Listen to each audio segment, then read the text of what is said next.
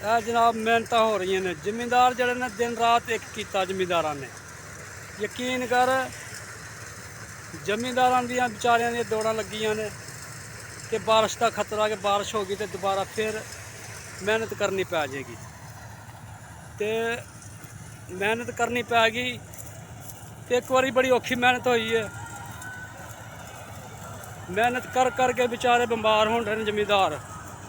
यकीन कर मैनू आप मेरी तबीयत खराब हो गई थी, बोतल शोतल लवाइया ने कई जमींदार ने। जिन्नी मेहनत कर रहे हैं जमींदार उन्ना इन्हों के पल्ले नहीं पैन दिया काम। मेहनत ज़्यादा है तो जनाब इन्होंने फल नहीं मिलन दिया। यकीन कर इन्हों के ना पैसे नहीं पूरे होने दे हुण के।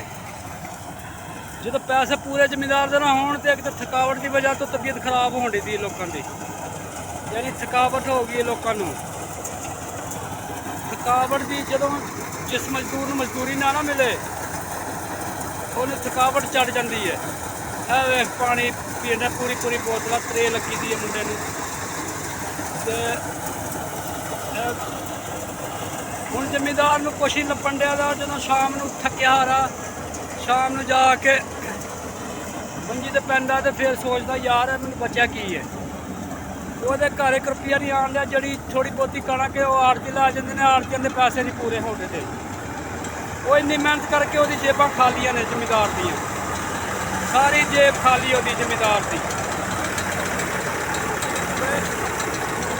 जो जमींदार इन्नी मेहनत करने के बावजूद वो जेब खाली है तो फिर दसो थकावट में बुखार चढ़ना कि नहीं चढ़ना, तबीयत खराब होनी है कि नहीं होनी। फिर आपे तबीयत खराब होनी है भाई। तबीयत खराब होंदियां ने जो मजदूर नूं ओहदी मजदूरी ना मिले।